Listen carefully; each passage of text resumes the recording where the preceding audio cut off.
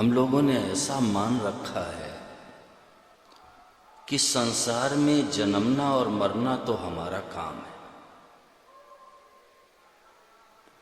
हम लोगों ने ऐसा मान रखा है कि संसार में जन्मना मरना तो हमारा काम है और ये कल्याण करना, उद्धार करना, परमात्मा की प्राप्ति करना ये नया काम।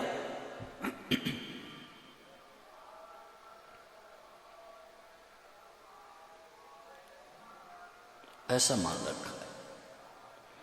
अरे कल्याण करना, उद्धार करना, परमात्मा की प्राप्ति करना अपना खास काम है, इस पर हमारा अधिकार है, इस पर हमारा अधिकार है। अभी महाराज जी कह रहे थे वैद्य जी कि संसार में सबको बराबर धन मिल जाए, बेटा बेटी मिल जाए, भोग मिल जाए, स्वास्थ्य मिल जाए, मान बढ़ाई मिल जाए, आवश्यक नहीं है। चिरंजीव जी, सबके पास समान धन नहीं है, समान मकान नहीं है, समान पद अधिकार नहीं मिला है, लेकिन भगवान सबको मिल सकते हैं, समान रूप से मिल सकते हैं और सदा के लिए मिल सकते हैं।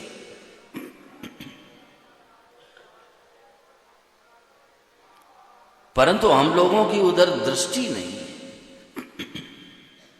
उधर हमारी नजर नहीं है। हम सोचते ही नहीं है कि ये मनुष्य शरीर अपना कल्याण करने के लिए, उद्धार करने के लिए, आवागमन से मुक्त होने के लिए,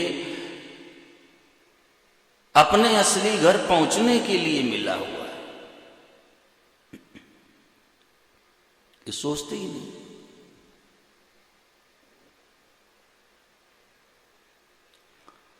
कितना सुंदर अवसर मिला हुआ है सर, कितना बढ़िया अवसर मिला हुआ है। कितनी अच्छी अच्छी पुस्तकें हैं गीता प्रेस की। चिरंजीव जी, कितनी अच्छी अच्छी पुस्तकें, ऐसी ऐसी मार्मिक बातें हैं। माताओं बहनों, अगर एक बात भी जीवन में उतर जाए तो आसानी से कल्याण हो जाए।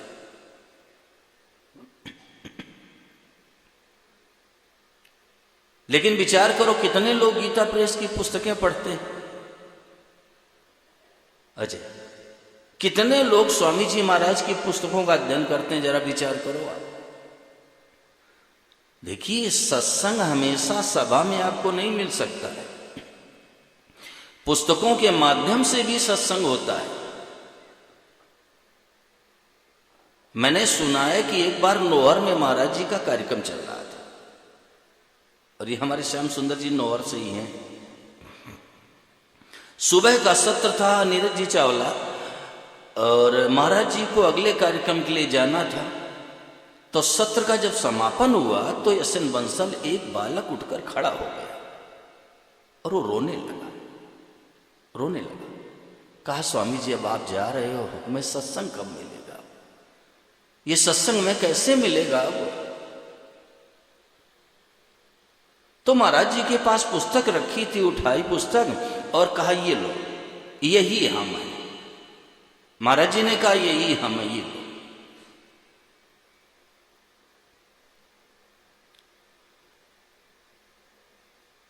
मैं तो सच कहता हूं, आपके हृदय में चाहे जितनी जलन हो, अशांति हो, आप सदैव स्वामी जी महाराज की पुस्तक का कोई भी पृष्ठ खोल करके पढ़ लेना, अशांति मिट जाएगी।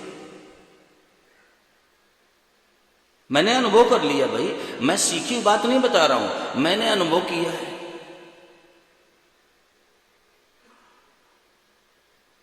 संतों के आशीर्वाद से, भगवान की कृपा से सरस, जब मैंने बोलना शुरू किया था तो हमें प्रकाश मिला था साधन सुधा सिंधु से। साधन सुधा सिंधु से मुझे प्रकाश मिला था। अनूपगढ़ में मैं बोल रहा था, राजस्थान में। स्वामी श्री नित्यानंद जी महाराज आए हुए थे और श्री चौबे जी महाराज थे। तो स्वामी नित्यानंद जी महाराज बोले चौबे जी से कि अरे स्वामी जी तो स्वामी जी महाराज की बातों को धारा प्रवाह बोल रहे हैं। तो चौबे जी ने कहा, आप नजर मत लगाइए।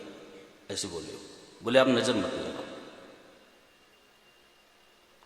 एक ऐसा दिव्य ग्रंथ है वो, मैं कहता हूं अगर उसको पढ़ना शुरू कर दो तो आपके नेत्र सजल हो जाएंगे। ऐसी सी मार्मिक बातें उसमें दी है महाराज जी ने, हृदय गदगद हो जाता है।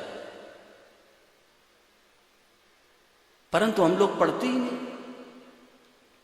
गीता प्रेस की पुस्तक भी ले लेंगे तो घर में सजा देंगे जाके अलमारी में, बस हो गया। हमारे घर में भी साधन सुधा सिंधु है, हमारे घर में भी साधक संजीवनी। आपने कितने बार पढ़ा? हमेशा सत्संग आपको सभा में नहीं मिलेगा, पुस्तकों के माध्यम से भी सत्संग होता है। हमारे श्री नीरज जी चावला बैठे हुए हैं, श्री गंगानगर से हैं, राजस्थान से, सत्संग वहां करवाते हैं हमेशा। आप लोग अपने अपने गांवों में, अपने अपने नगरों में, अपने अपने शहर में एक समय सुनिश्चित कर लो, एक दिन सुनिश्चित कर लो और सत्संग करो। एक आदमी महाराज जी की पुस्तक को पढ़े, बाकी लोग सुने, देखो आपको कितनी रोशनी मिले।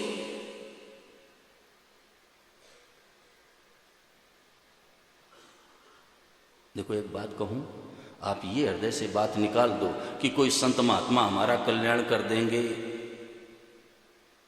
गुरु जी हमारा कल्याण कर देंगे, भगवान हमारा कल्याण कर देंगे। सब कर देंगे, लेकिन जब आप चाहोगे तब करेंगे। आप चाहोगे तो संतों की कृपा हो जाएगी, गुरु जी की भी कृपा हो जाएगी, शास्त्र की कृपा हो जाएगी, भगवान की भी कृपा हो जाएगी, लेकिन जब आप चाहोगे तब। अब यही हृदय में बात बैठा ली भूपेंद्र जी कि इस संसार में जन्मना मरना तो हमारा काम ही है।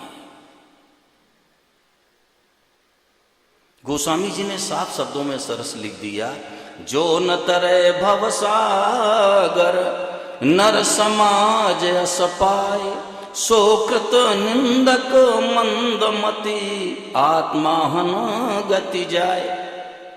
ये मनुष्य शरीर प्राप्त करके यदि हम अपना कल्याण नहीं करते हैं, विनोद पाठक, अपना उद्धार नहीं करते हैं, तो गोस्वामी जी महाराज ने कहा आत्माहन गति जाए। जो आत्महत्या करने वाले की दशा होती है चिरंजीव जी, वो हमारी दशा होगी। ये गोस्वामी जी महाराज ने लिखा है। आत्महत्या करने वाले की जो दशा होती वही हम लोगों की दशा होगी।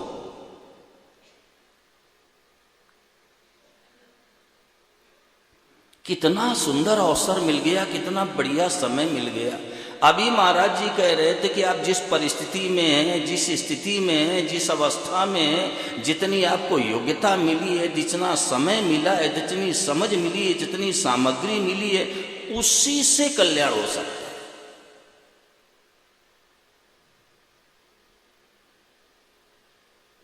ज्यादा की आवश्यकता ही नहीं है।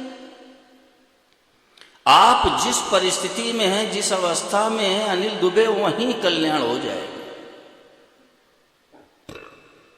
और महाराज जी ने श्रीमद् भगवद गीता के 6 अध्याय के 22वें श्लोक की तरफ दृष्टि की हम सभी। यम लब्धा चापरम लाभम मन्यते नाधिकम तथा यस्मिन् स्थितो न दुखेन गुरुणापि विचाल्यते। एक ऐसा लाभ, जिस लाभ की प्राप्ति के बाद और कोई श्रेष्ठ लाभ होगा, ये मानने में भी धर्मचंद जी नहीं आ सकता। इतना बड़ा लाभ हम सबको मिल सकता है, सबको। उसके लिए कोई अनाधिकारी नहीं है, किसी तरह की योग्यता की आवश्यकता नहीं।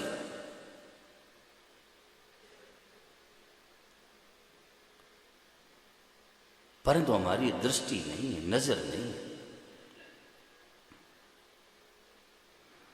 खा लिया, पी लिया, बच्चों को जन्म दे दिया, पालन पोषण कर दिया, मकान दुकान बना लिया, बस हो गया। महाराज जी कह रहे थे जल्दी करो, जल्दी जल्दी करो। हमसे छोटे भी चले गए, हमसे बड़े भी चले गए, बराबर वाले भी चले गए, गोद में खेलने वाले भी चले गए। महाराज जी ने कहा कि हम लोग तो बीच में ये कैसे निश्चिंत बैठे हैं, कैसे निश्चिंत बैठे हैं भाई।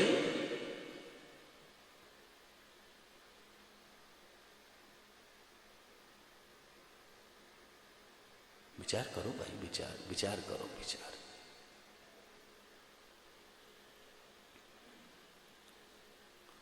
कितना बढ़िया मौका भगवान ने दे दिया, और उसमें भी सत्संग मिल गया। महाराज जी से किसी ने प्रश्न किया सरस कि महाराज जी आपको किस साधन से ज्यादा लाभ हुआ है? तो महाराज जी ने कहा सत्संग से। हमें सत्संग से लाभ हुआ है। सत्संग एक रोशनी है, सत्संग एक प्रकाश है। ये जिंदगी के अंधकार को समाप्त कर देता है, मिटा देता है। वो सत्संग हम लोगों को मिल रहा है, और विशुद्ध सत्संग मिल रहा है, विशुद्ध। उन महापुरुषों की बातों की चर्चा यहां होती है जो जीवन मुक्त, जो भगवत प्राप्त महापुरुष हुए, उनका संदेश यहां निवेदित किया जाता है। कैसी कैसी विलक्षण बातों की प्रस्तुति, परंतु हम लोग ध्यान नहीं देते सज्जनों। ये समय निकल जाएगा, ये समय चला जाएगा, फिर पश्चाताप के सिवाय कुछ भी हाथ में नहीं आएगा, कुछ नहीं आएगा।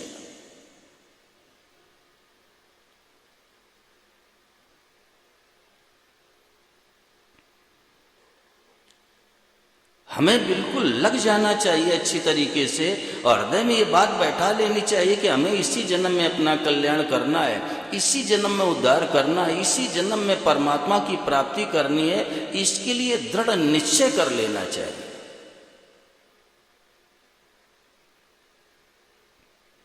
पुस्तकों को पढ़ो, आप लोग पढ़ो, बहुत बड़ा लाभ होगा, बहुत बड़ा। मैं सच कहता हूं आपको बहुत बड़ी रोशनी मिलेगी। पुस्तकों को पढ़िए आप। एक स्वभाव बना लो कि हमें रोज इतनी देर सदैव स्वामी जी महाराज की पुस्तक को पढ़ना है। देखिए, ब्रह्मलीन सदैव स्वामी शरणानंद जी महाराज की भी पुस्तकें बहुत अच्छी हैं, लेकिन उनकी भाषा थोड़ा क्लिष्ट है। और महाराज जी ने अपनी पुस्तकों में सदैव स्वामी जी महाराज की बातों को भी रखा है, लेकिन सरल करके रख दिया। भवानी सिंह जी, एक समय सुनिश्चित कर लो, इतनी देर मुझे पुस्तक पढ़नी है। आपका सत्संग हो जाएगा, कहीं जाने की जरूरत नहीं है। और वर्तमान में आप देख लीजिएगा, क्षमा करना मैं किसी की निंदा नहीं कर रहा हूं, लेकिन वर्तमान में देख रहा हूं मैं, आजकल तो मोबाइल है, यूट्यूब पर आप सुन लीजिएगा, सत्संग की जो चर्चा हो रही है, नाम तो सत्संग है, लेकिन चर्चा क्या हो रही है आप स्वयं सुन लीजिए। ये पत्ता चढ़ा दो तो ऐसा हो जाएगा, ये पत्र चढ़ा दो तो ऐसा हो जाएगा। बस उसी लौकिक उन्नति की चर्चा करेंगे। हमारा कल्याण हो जाए, हमारा उद्धार हो जाए, हम आवागमन से मुक्त हो जाएं, हम सदा के लिए दुखों से छूट जाएं। कितने लोग चर्चा करते हैं भारत में, जरा विचार करो आप।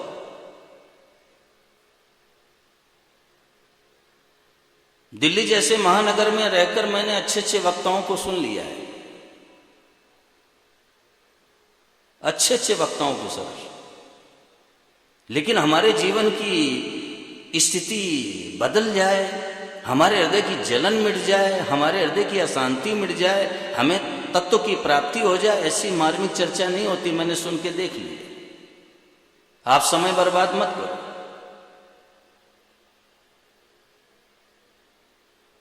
ये लौकिक उन्नति हो भी जाएगी तो क्या हो जाएगा?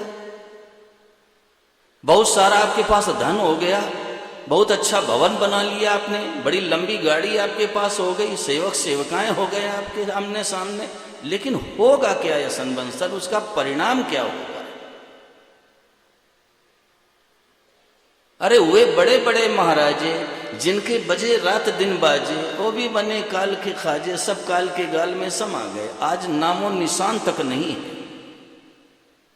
मैं तो सभा में हमेशा पूछा करता हूं, आप लोगों से भी जानना चाहता हूं, मदुरई में मीनाक्षी मंदिर बना हुआ है, देख के हैरानी होती है। चिरंजी जी आप तो गए थे, उस समय ऐसी टेक्नोलॉजी नहीं थी, इतनी मशीनें नहीं थी, कैसे ये पत्थर लाए गए, कैसे ये सेट किए गए, आश्चर्य होता है। तो जरा बताओ उस मंदिर को किसने बनवाया?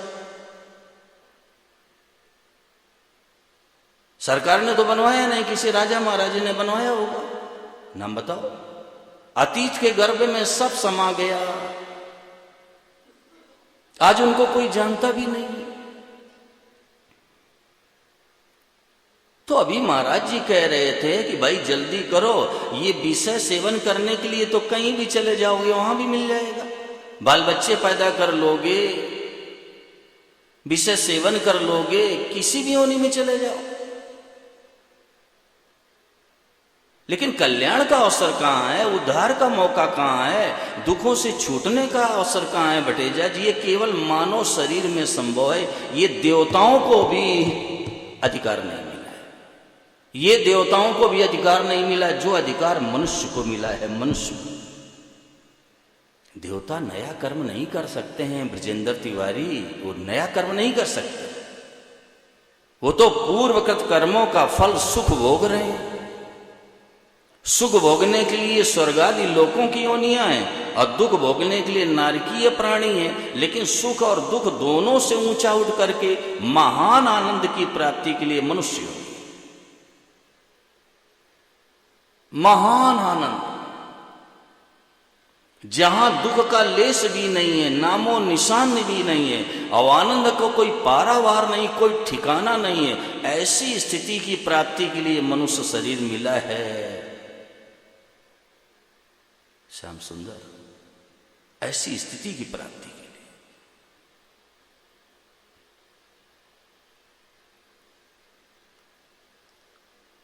परंतु हम लोग ध्यान नहीं देते, हम ध्यान ही नहीं देते। कितनी बड़ी भगवान की कृपा हुई कि यहां महाकाल की धरती पर, यहां महाकाल के चरणों में भगवान ने लाके बैठा दिया। भगवान शंकर, शंकर का अर्थ होता है सरस कल्याण करने वाला। भगवान शंकर कल्याण ही करते रहते हैं। जैसे संसार में लोग अन्न क्षेत्र खोलते हैं, ऐसे काशी में भगवान विश्वनाथ ने कल्याण का सत्र खोल रखा है। शास्त्र कहता काशी मरणान मुक्ति ही, यानी काशी में जिसका शरीर छूट जाता है उसकी मुक्ति सुनिश्चित है। काशी को वाराणसी भी कहते हैं। वाराणसी क्यों कहते हैं? दो नदियां, एक असी और दूसरा वरुणा, ये दोनों नदियां श्री गंगा जी में मिलती हैं, और उसके बीच का जो क्षेत्र है यशन बंसल, उसको कहते हैं वाराणसी। वरुणा और असी दो नदियां, वो श्री गंगा जी में मिलती हैं। वो जो बीच का क्षेत्र है उसको कहते हैं वाराणसी।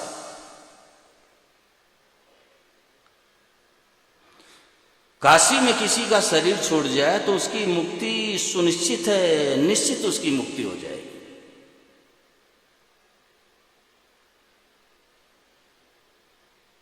लेकिन प्रश्न ये पैदा हो जाता है कि फिर जो उसने पाप कर्म किए उनका क्या होगा?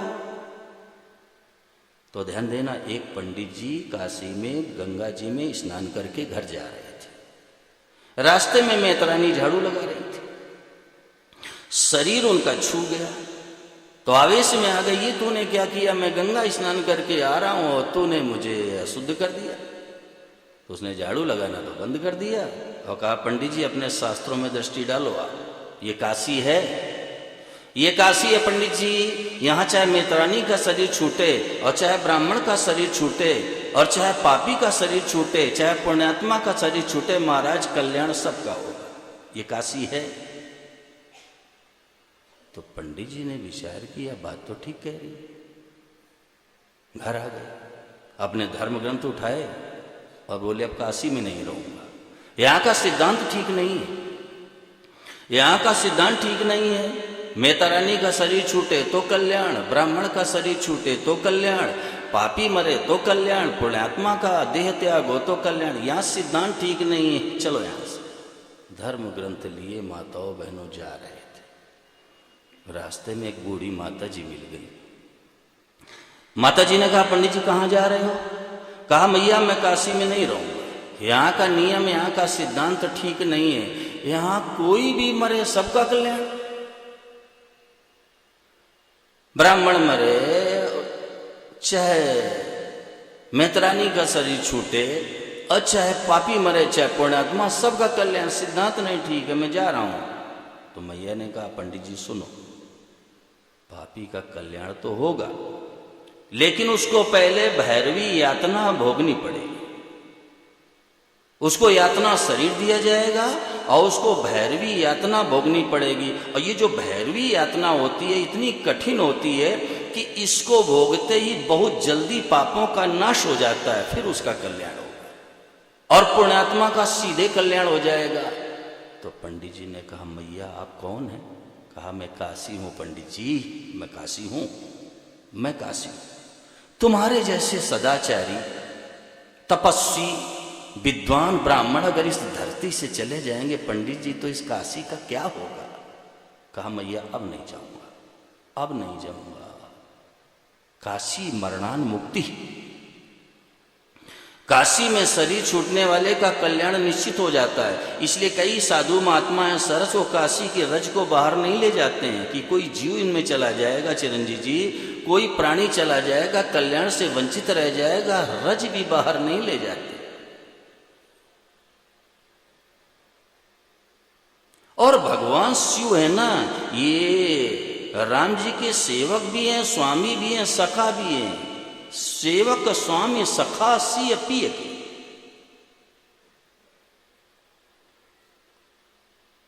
सेवक भी हैं, स्वामी भी हैं और सखा भी हैं राम जी के, भगवान शिव।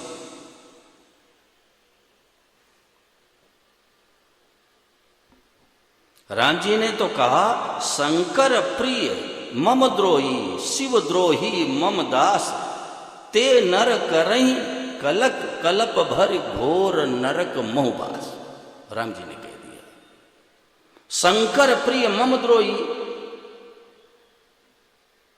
मुझसे द्वेष रखता है, शंकर जी को प्रिय मानता है। शिव द्रोही मम दास, और शिव जी की निंदा करता है, मेरा दास बनता है। ते नर करई कलप भर घोर नरक मोहबास। सेवक स्वामी सखा सिय पी के, भगवान शंकर। और आशुतोष कहा गया इनको, सरस आशुतोष, बहुत शीघ्र प्रसन्न करने वाले, प्रसन्न होने वाले हैं। भगवान शिव बहुत जल्दी प्रसन्न होते हैं, बहुत शीघ्र।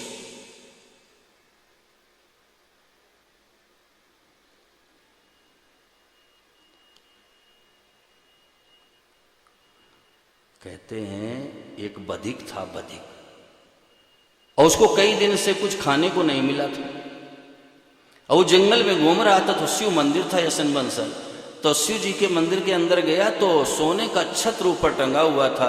तो उसने क्या किया कि उसको उतारने के लिए जूती सहित भगवान शिव के ऊपर चढ़ करके उतारने लगा। तो भगवान शिव प्रसन्न हो गए, लेकिन आप ऐसा मत करना भाई। भगवान शिव प्रसन्न हो गए कि भाई कोई बेलपत्र चढ़ाता है, कोई पुष्प चढ़ाता है, कोई जल चढ़ाता है, इसने तो अपने को ही चढ़ा दिया। प्रसन्न हो गए, खुश हो गए। साधन सीधा सिंधु में महाराज जी ने उल्लेख किया इसका, मैं हवा में नहीं बोल रहा। प्रसन्न हो गए। आशुतोष,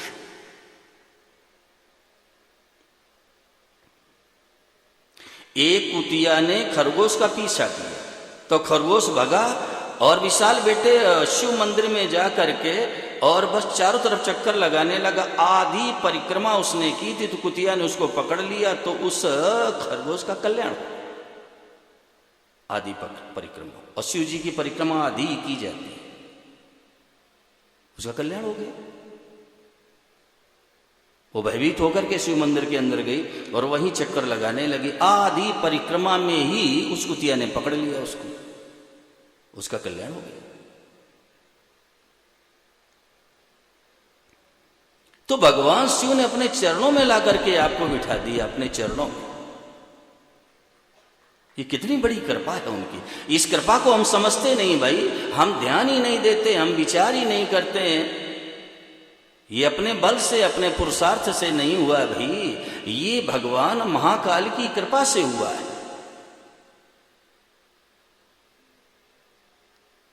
और यहां राम नाम का कीर्तन करो, भगवान शिव बहुत प्रसन्न होते हैं। राम नाम का कीर्तन करने से भगवान शंकर बहुत प्रसन्न होते हैं।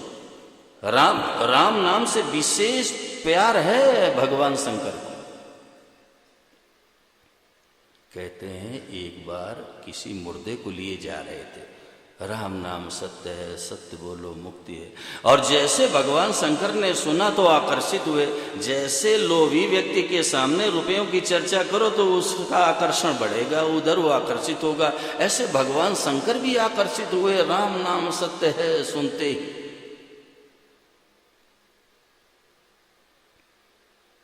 पीछे पीछे चल दिए। लोगों ने मुर्दे को जला दिया, मुर्दा राख हो गया।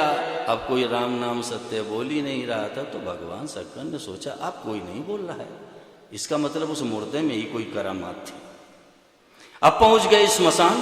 अब वहां तो वो शरीर जल गया, राख पड़ी हुई थी। तो भगवान शंकर ने क्या किया, उसी राख को पूरे शरीर में लपेट लिया और वहीं स्मशान में रहने लगे। पूरे शरीर में लपेट लिया और वहीं निवास करने लगे स्मशान में। राम नाम के प्रति इतनी प्रियता है उनके हृदय में।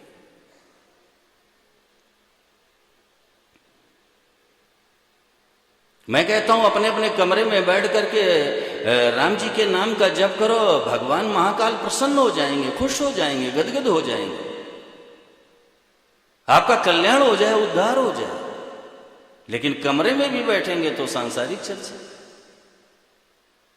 मोबाइल पर बात। अरे भाई ये अवसर दिया है भगवान ने, समझो इस बात को आप। यहां मानसिक मनोरंजन के लिए भगवान ने नहीं भेजा है, यहां कल्याण के लिए भेजा, उद्धार के लिए भेजा है। कि ऐसी धरती, ऐसी भूमि है, ऐसा वातावरण है, आध्यात्मिक वातावरण में आपको 7 दिन रहने का अवसर मिला, इसका लाभ लेना चाहिए। लाभ कमरे में बैठ के चर्चा दूसरी करो ही मत। मैं कहता हूं राम राम राम राम राम करते रहो तो पापों का नाश हो जाए, हृदय गदगद हो जाए, ये अंतःकरण शुद्ध हो जाए, कल्याण उद्धार हो जाए। करो तो भाई।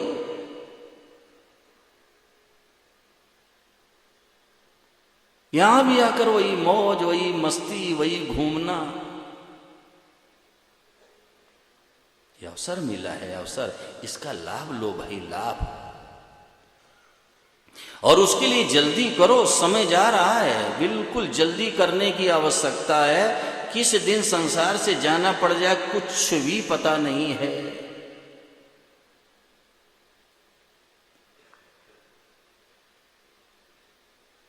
अभी महाराज जी कह रहे थे अजय जी कि मर के चल तो दिए, पर जाएंगे कहां ये पता ही नहीं। मर के चल तो दिए, ये कह रहे थे, मर के चल तो दिए लेकिन पता ही नहीं है जाना कहां है।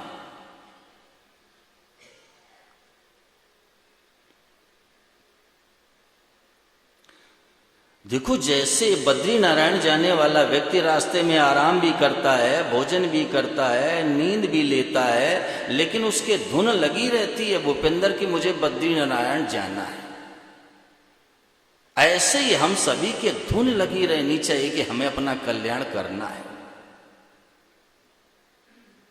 बंसल जी बद्रीनाथ जा रहा है, वो रास्ते में आराम भी करेगा, भोजन भी करेगा, नींद भी लेगा, लेकिन उसके लगन लगी रहती है, धुन लगी रहती है कि भाई मुझे बद्रीनारायण जाना है। ऐसे हम सभी के जीवन में ये लगन लगी रहनी चाहिए कि भाई हमें कल्याण करना है, उद्धार करना है। अब कौन क्या कह रहा है, कौन क्या कर रहा है, इधर नजर मत डालो, ये संसार है।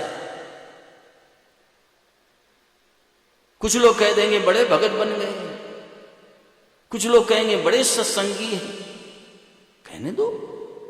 निंदक नियरे राखिए आंगन कुटी छवाए, बिनु साबुन बिनु पानी निर्मल करे सुबह। निंदा करने वाले को तो पास में रखो, उससे जलो मत, उससे जलो मत।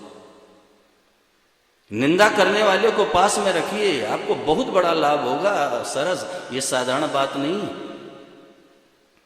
आप हमेशा सावधान रहोगे, हमेशा सजग रहोगे। निंदा करने वाले को तो अपने पास रखिए। आंगन कुटी छवाए, देखो महापुरुषों ने कैसी चर्चा की है, शरीर रोमांचित हो जाता है। निंदक नियरे राखिए आंगन कुटी छवाए, और बिनु पानी बिनु साबुन निर्मल करे सुबह, उसको पास में रखो। लोग तो कहेंगे हम ही को कहते हैं, हमको ही कहते हैं भाई। लेकिन मैंने महाराज जी से एक सूत्र पा लिया, हम तो उसी पर दृढ़ रहते हैं। महाराज जी ने कहा आप अपनी जगह पर सही रहिए, यदि आपके अंदर कमी है तो उसको दूर कर लीजिए, यदि कमी नहीं है तो अपनी जगह पर आप रहिए। दुनिया कहती है तो कहने दो।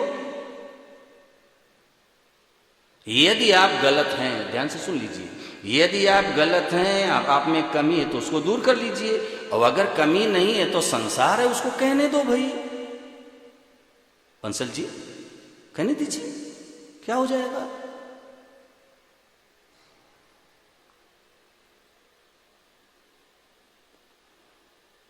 देखिए पारमार्थिक मार्ग में ऐसी बाधाएं बहुत आती हैं अजय जी, मैंने जीवन में अनुभव कर लिया। पारमार्थिक मार्ग में ये बाधाएं बहुत आती हैं, इसके लिए बिल्कुल सजग रहना चाहिए, सावधान रहना चाहिए। यहां किसी से उलझो मत। अगर आप उलझोगे तो आपके अंदर जो ऊर्जा है, जो शक्ति है, वो आप उलझने में लगा दोगे तो फिर साधन कैसे करोगे आप बताओ। यहां किसी से उलझो मत। यदि आप गलत हैं, यदि आप में कमी है तो गलती का सुधार कर लीजिए, कमी को जीवन से निकाल दीजिए। यदि कमी नहीं है तो दुनिया कहे तो कहने दो।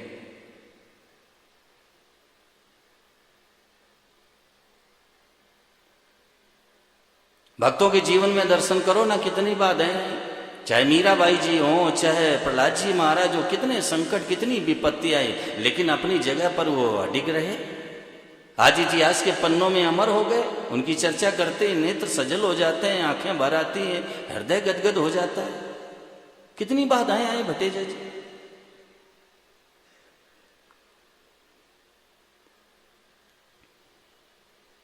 इस चर्चा में मत पड़ो, समय जा रहा है।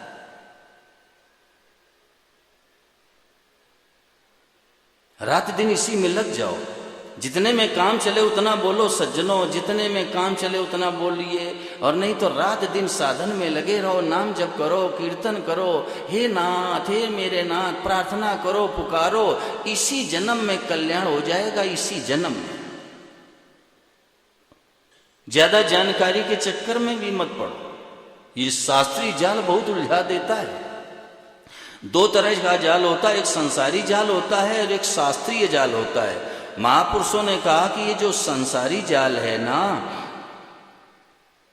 ये 1.5 छटाक उलझा हुआ सूत है, और ये जो शास्त्रीय जाल है ये 9 मन उलझा हुआ सूत है। ज्यादा शास्त्र पढ़ लिए, इसको भी पढ़ लिया, उसको भी पढ़ लिया, उसको भी पढ़ लिया, अब उलझ गए। ये जो शास्त्रीय जाल है ये 9 मन उलझा हुआ सूत है। अरे भाई 1.5 छटाक सूत उलझ जाए तो थोड़ी मेहनत कर लो, परिश्रम कर लो, सुलझ गया। अब 9 मन सूत उलझ गया तो कैसे सुलझाए। तो महापुरुषों से पूछा गया महाराज क्या करूं फिर जब उलझ गया। बोले तीली लगा दो माचिस की, सब सुलझ जाएगा।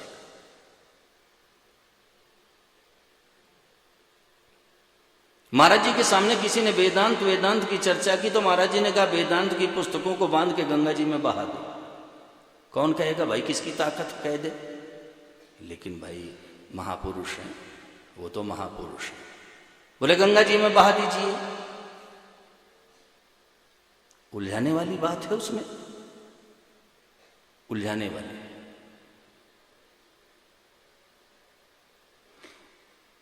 देखो मैं कैलाश आश्रम से दीक्षित हूं और वहां वेदांत की चर्चा होती। कैलाश आश्रम से मैं स्वयं दीक्षित हूं और वहां वेदांत की चर्चा होती है, लेकिन मैंने उसको छुआ भी नहीं। मैं जानता था कि उलझने वाली बात है इसमें। अजय जी मैंने उसको छुआ भी नहीं। सीधी सरल विलक्षण बातें जब महापुरुषों ने सामने रख दी हैं तो मैं क्यों उलझूं। ध्यान दो आप लोग, मैं कैलाश आश्रम से दीक्षित हूं क्योंकि स्वामी जी महाराज शिष्यत्व प्रदान नहीं करते थे और हमें अपने जीवन का एक मार्ग चुनना था। तो मैंने दीक्षा तो वहां से ली, लेकिन मैं रहा महाराज जी के चरणों में, उन्हीं से सुना, उन्हीं से सीखा, उन्हीं के सिद्धांत को लेके चलने का प्रयास कर रहा हूं। और आप लोगों से अपेक्षा रखता हूं कि सिद्धांत महापुरुषों ने बनाए हैं, रक्षा आप लोग करो। मैं नहीं कर सकता, रक्षा आप करिए, मैं नहीं कर सकता। सिद्धांत महापुरुषों ने बनाए, रक्षा आप लोग करो।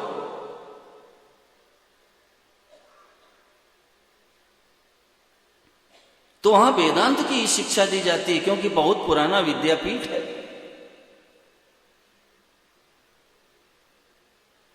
ऊंचाई पर है काफी। महाराज जी सुनाते थे, एक बार गंगा जी की बाढ़ आई, बहुत जोर से प्रवाह आया, तो जो हम महामंडलेश्वर थे उस समय, कैलाश आश्रम के महामंडलेश्वर थे, वो नाचने लग गए। जब प्रवाह तेजी से आया और आश्रम की तरफ आया और उन्होंने सोचा कि आज ये आश्रम पूरा बह जाएगा, तो वैद्य जी वो नाचने लग गए महामंडलेश्वर और कहने लगे, आज माँ की गोद में जाएंगे, आज मैया की गोद में, आज मैया की गोद में जाऊंगा। ऐसे प्रसन्न हो गए, नृत्य करने लगे। और गंगा मैया की कृपा, एक किनारे से वो प्रवाह निकल गया, कुछ नहीं हुआ आश्रम, कुछ भी नहीं हुआ, प्रवाह निकल गया किनारे से। खुश हो गए, आज माँ की गोद में जाऊंगा, आज तो मैया की गोद में जाएंगे, प्रसन्न हो गए। तो ये शास्त्रीय जाल में भी मत पड़ो सज्जनों, उलझ जाओगे। सीधी सरल बातें, सीधा सरल सिद्धांत, मार्मिक बातें, उन्हीं को अगर पकड़ लो और सच्चे हृदय से लग जाओ तो भगवान की कृपा से कल्याण निश्चित होगा। एक बात पर आप लोग विचार करो, अगर भगवान को कल्याण न करना होता तो चिरंजीव जी मनुष्य शरीर क्यों देते? और मनुष्य शरीर देने के बाद ऐसा सत्संग क्यों देते? इसका मतलब है भगवान कल्याण करना चाहते हैं। इसका मतलब है कि भगवान कल्याण करना चाहते हैं। आप स्वयं विचार करो, भारतवर्ष में कितने लोगों की ये मार्मिक बातें सुनने को मिलती हैं, कल्पना करिए आप। इसका मतलब है कि ठाकुर जी हमारा कल्याण करना चाहते हैं। लेकिन जन चाले एक पांव बढ़ो तो हरि चाले 100 कोस, एक कदम तो बढ़ाओ नागेन तिवारी। दरिया दूषण दास में नहीं राम में दोष, और जन चाले एक पांव बढ़ो तो हरि चाले 100 कोस। वो 100 कोस आने के लिए तैयार बैठे हैं, हम एक कदम तो बढ़ाएं। वही खाने में, पीने में, मौज करने में, मस्ती करने में, इधर घूमने उधर घूमने में समय जा रहा है सज्जनों। जिस समय को लगा के हम परमात्मा की प्राप्ति कर लें, जिस समय को लगाकर हम सदा के लिए सुखी हो जाएं, उस समय को हम कहाँ लगा रहे हैं ये सोचना है। 2 प्रकार की पूंजी हमारे आपके पास है, 2 तरह का धन है, एक लौकिक और दूसरा अलौकिक। जैसे मकान है, दुकान है, फैक्ट्री है, प्लॉट है, ज्वेलरी है, पशुधन आदि, ये लौकिक संपत्ति है। लेकिन जीवन का समय ये अलौकिक संपत्ति है। आप समय लगाकर धन कमा सकते हो, लेकिन धन देकर के समय नहीं प्राप्त कर सकते। अगर धन देने से समय मिलता ना, तो मैं सच कहता हूं बटेजा जी, ये बड़े बड़े जो पैसे वाले पूंजीपति कैपिटलिस्ट हैं, ये कभी मरते नहीं। 50 लाख ले लो, 2 वर्ष दे दो, गरीब बेचारे मर जाते। ये नहीं मरते, ये नहीं मरते। 50 लाख लो भाई, 2 वर्ष दो, एडवांस बुकिंग होती, ये नहीं मरते, गरीब मर जाते। तो धन देने से समय नहीं मिलेगा। 60 साल की उम्र किसी की हो गई और उसने 60 लाख रुपए कमा के रख लिए बचा के, और अंतिम समय आ जाए, कह दे भैया 60 लाख पूरे ले लो, 60 घंटे तो दे दो, मिल जाएंगे? 60 मिनट मिलेंगे, 60 सेकंड मिलेंगे? तो क्या सिद्ध हुआ? ये रुपयों से ज्यादा कीमती है जीवन का समय, ये रुपयों से ज्यादा कीमती जीवन का समय। लेकिन रुपयों के प्रति इतनी रुचि है, इतनी आसक्ति और सरस इतनी सावधानी कि कहीं 1 पैसा नाजायज न खर्च हो जाए, परंतु जिंदगी का समय कहाँ जा रहा है, इधर नजर नहीं। पैसे के प्रति रुचि भी है, आसक्ति भी है और सावधानी भी है कि 1 पैसा कहीं गलत न खर्च हो जाए, परंतु जीवन का समय कहाँ जा रहा है, इधर नजर नहीं है। जिसके बल पर हम जी रहे हैं वो समय जा रहा है। वो समय जा रहा है। एक बात कहूं,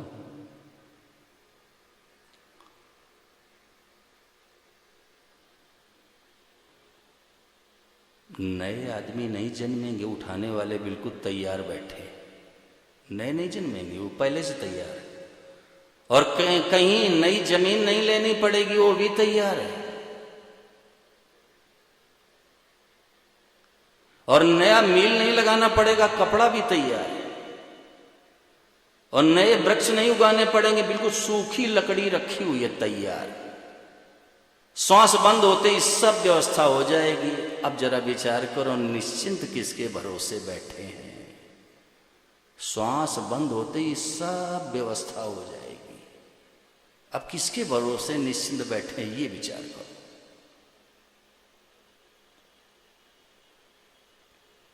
शास्त्र कहता कोटिम त्यक्त्वा हरिम स्मरेद, करोड़ों काम बिगड़ जाए तो बिगड़ जाने दो, भगवान को याद करो। कोटिम त्यक्त्वा हरिम स्मरेद, सब काम बिगड़ जाए तो बिगड़ जाने दो, भगवान को याद करो। सज्जनों, संसार में चाहे जितना बना लो, अंत में ये सब गुड़ गोबर होना ही है। ये हो जाएगा। चाहे जितना बना लो, चाहे जितना बना लो, ये गुड़ गोबर हो जाएगा सब।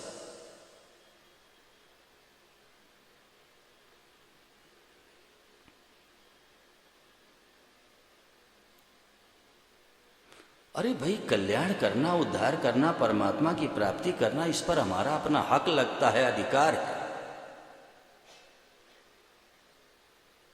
ये हमारा घर नहीं है। यहाँ यह हमारा घर नहीं है। हमारा घर वो है जो भगवान का घर है, और उसी घर अपने को पहुंचना है। और अपने घर नहीं पहुंचेंगे तो कहीं ठिकाना मिलेगा नहीं। अपने घर नहीं पहुंचेंगे तो कहीं भी ठिकाना नहीं मिलेगा। और अपने घर पहुंच जाए तो कोई चिंता का विषय नहीं। और अपने घर जाने के लिए किसी को मना नहीं है। अपने घर पहुंचने के लिए किसी को मना नहीं।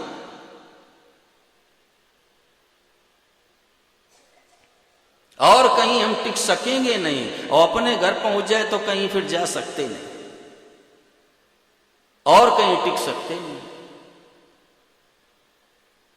अपने घर पहुंच जाए तो फिर कहीं जा सकते नहीं।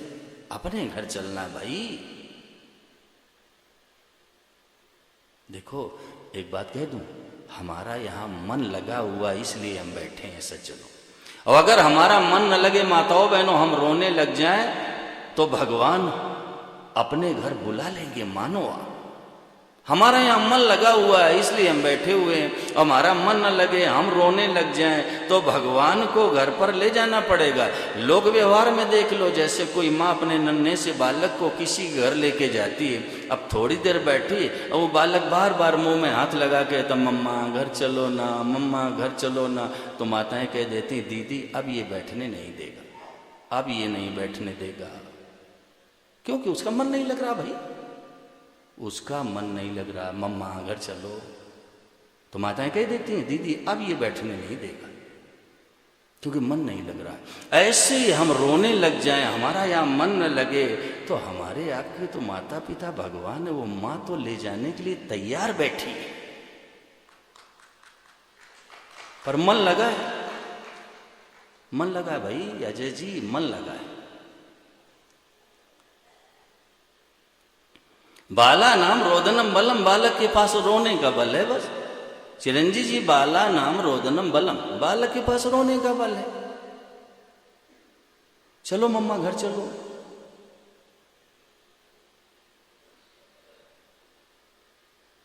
अन्यथा मत लेना। मैं तो निवेदन ये करना चाहता हूं कि जब तक भगवान रखें तब तक रहो, जब तक भगवान रखें तब तक रहो। और कहते हैं चलो तो कह दो चलो महाराज।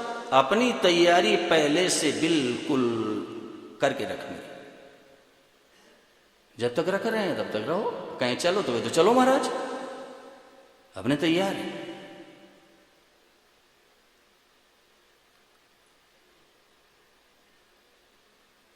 मौका मिला है, अवसर है, समय है।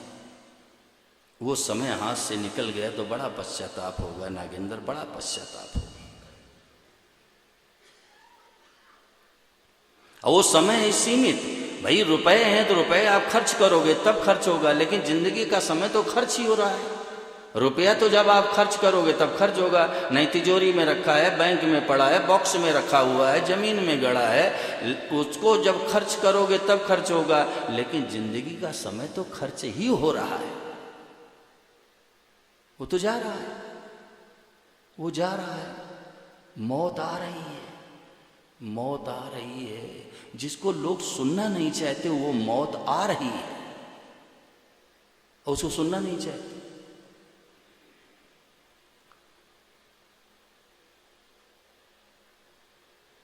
कई लोग सोचने लगते हैं कि महाराज जी मरने मरने की बात ज्यादा करते हैं। अब भाई कोई रहने वाला हो तो बताओ, कोई रहने वाला हो तो बताओ। ये मृत्यु लोक है, इसको शास्त्रों में कहा गया मृत्यु संसार सागर। जैसे जल निधि होता, सागर होता, उसमें लबालब जल भरा है तो कहते हैं जल निधि सागर, ऐसे यहां लबालब मृत्यु भरी, लबालब। क्षमा करना, जितने इकट्ठा हुए ना सब मरने मरने वाले हैं, सब मरने मरने वाले।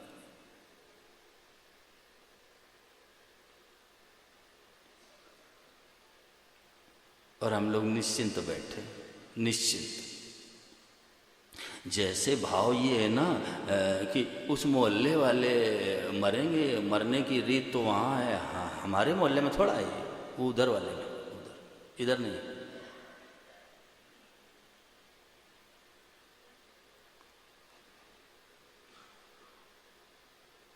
संतों के वचनों का सम्मान करके, उनके वचनों का आदर करके हम सभी का कर्तव्य बनता है कि सच्चे हृदय से भगवान में लग जाएं। जितना आपको आता है, जितना साधन पता, उसी में लग जाओ, आगे भगवान की कृपा से सब मिल जाएगा। आप लगो तो सही।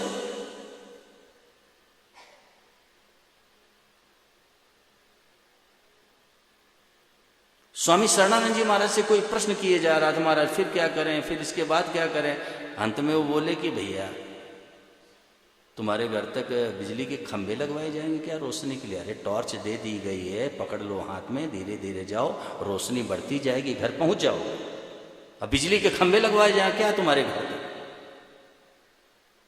महापुरुषों ने रोशनी दे दी, प्रकाश दे दिया, अब उसी प्रकाश से में आगे बढ़ते चले जाइए, आपको रोशनी मिलती जाएगी, मिलती जाएगी, मिलती जाएगी, अपने गंतव्य तक आप पहुंच जाओगे।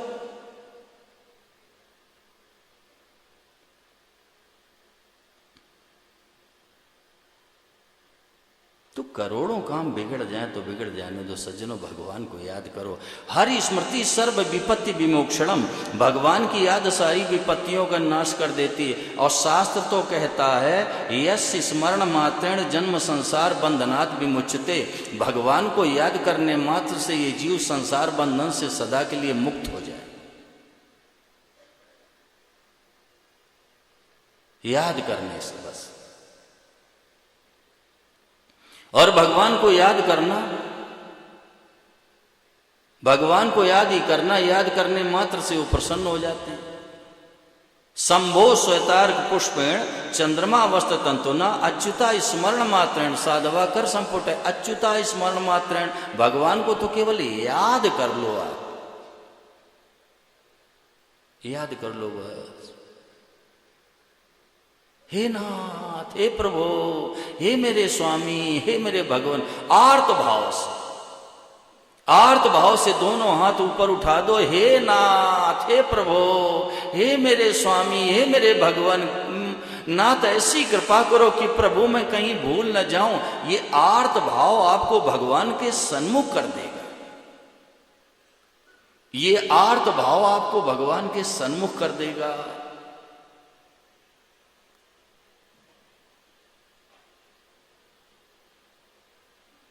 महापुरुषों ने यहां तक घोषणा कर दी सरस कि अगर कल्याण ना हो जाए तो मुझे दंड दे देना, यहां तक कह दिया कि अगर कल्याण ना हो जाए तो मुझे दंड दे देना, यहां तक कह दिया महापुरुषों। उन्होंने कहा कि भगवान के नाम का जप करो और बीच बीच में माला को रोक करके और 4 बार 5 बार 10 बार कह दो, हे नाथ, हे प्रभु, हे मेरे स्वामी, हे भगवान ऐसी कृपा करो प्रभु मैं भूल न जाऊं आप। महापुरुषों ने कल्याण कहा, कल्याण होगा और ना हो तो मुझे दंड दे देना। मुझे दंड दे देना।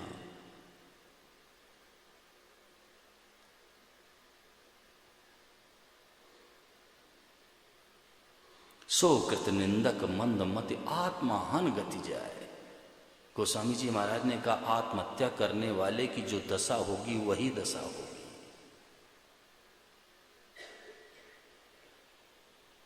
किसी का प्रश्न हो तो पूछो।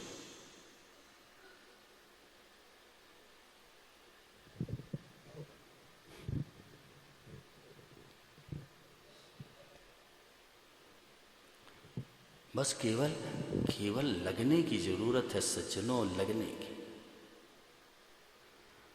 कोई सूचना हो तो बोलो। हाँ अजय जी, आपकी सूचना थी कोई?